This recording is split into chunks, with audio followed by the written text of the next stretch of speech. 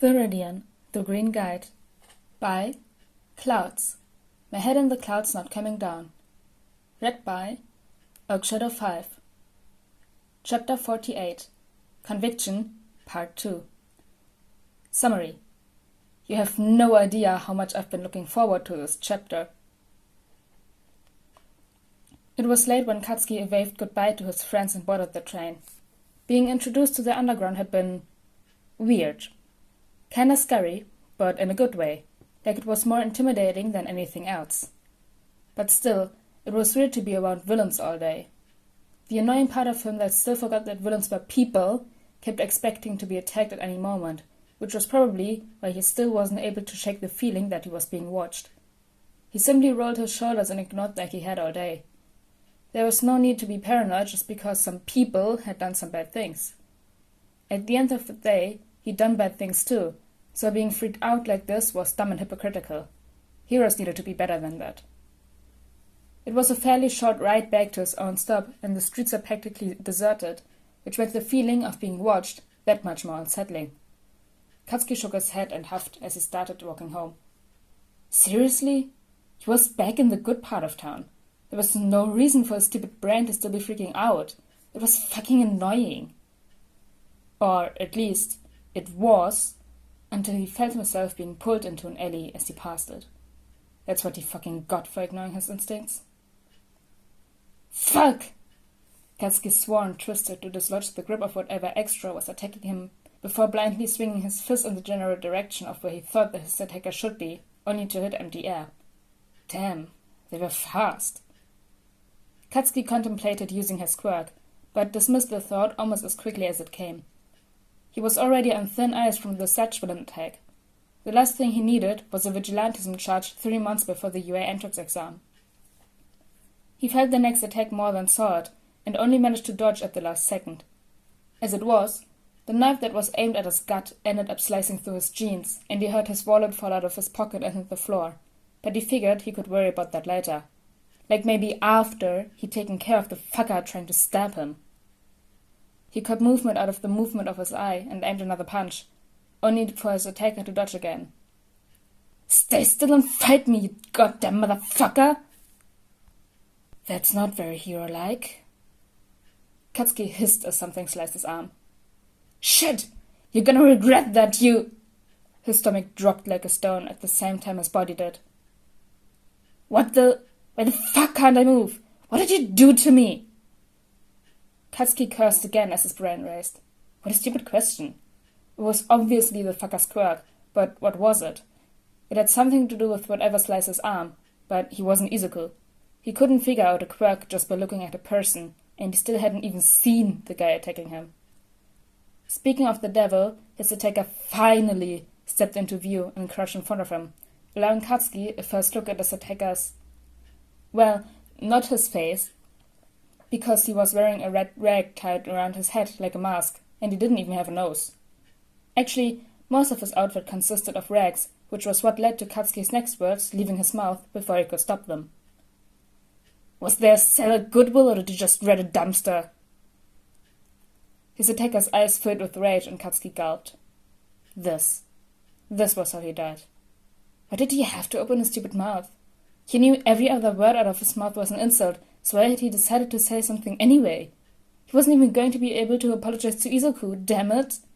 Why did it have to end here? It was just starting to become better.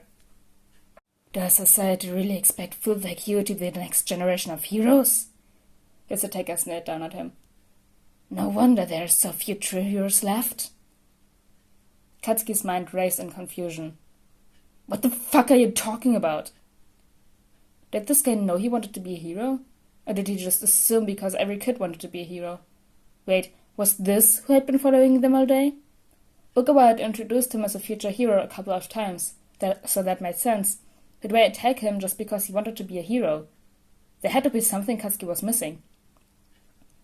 Thankfully, his attacker was more than happy to explain. You want to be a hero, yet you act like a villain and associate with criminals. You call them your friends and seek them out, which is why I cannot let you live, even if you are a child. If villains like you are allowed to live, you will sully the title of hero. Okay, Katsuki was actually started to freak out now. Well, he'd been freaking out before, but he hadn't been serious about it. Suddenly, his fear flipped the switch over to anger. Thank goodness for terrible coping mechanisms. Who the fuck do you even think you are to judge me? You're talking about fucking murder! I am a stain. I stain myself with the blood of fake heroes to cleanse society, as the attacker said, grabbing Izuku's wallet from where it had dropped. And who are you? Just another false idol begging for me to cull you. Katsuki snarled as Stain rifled through his wallet, grabbing his ID and holding it up to compare it to his captive. Katsuki? Bakugo. The world will be a better place without your villainy corrupting it. He may have already been frozen, but those words still made Katsuki feel like he'd been doused in ice water. Would the world be a better place without him?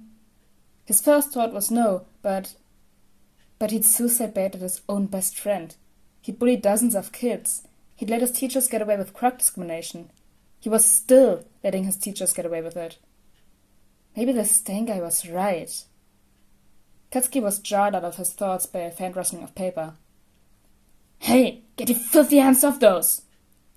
Stain, that fucking murderer, was reading his letter to Izuku. In his other hand was Katsuki's paper, listing the kind of hero he wanted to be. Both papers were practically falling apart at the seams from how many times Katsuki had folded and unfolded them during the past few months, constantly pulling them out of his pocket and rereading them every time he needed to remind himself why it was worth losing all his lackeys at school or getting into a war of the wills with his teachers. Having somebody that he didn't even know read them, never mind the fact that this person was currently trying to kill him, was disturbingly violating. It was like he was looking deep into Katsuki's soul and reading every single one of his insecurities. Stop! That isn't for you! Katsuki could feel a tear rolling down his cheek, and he hated it. He hated feeling this fucking weak. It was like the sludge villain all over again. Trapped, unable to move, helpless. The only difference was that this time, Izuku wasn't going to come running in to save him.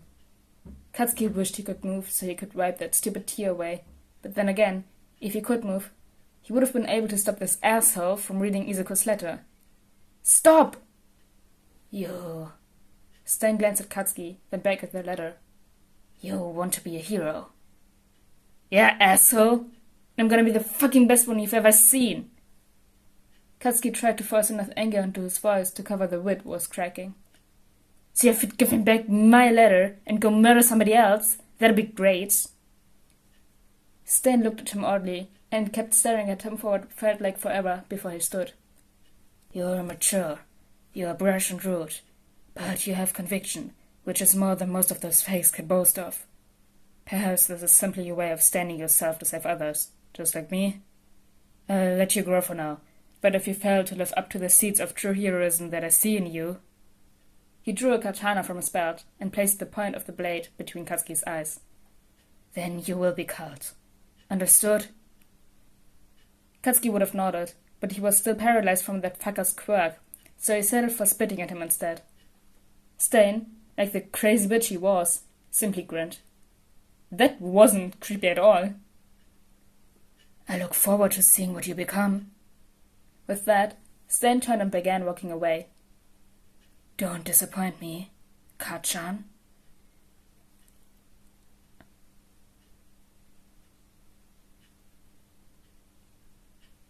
Oh my gosh. That last, the Ka-chan at the end felt like I was reading Izuku.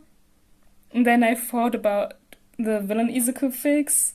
And like, oh my gosh. I felt like reading Izuku saying Ka-chan. But anyways, guys, I hope you all enjoyed this really short chapter. And I see you all next time. Bye!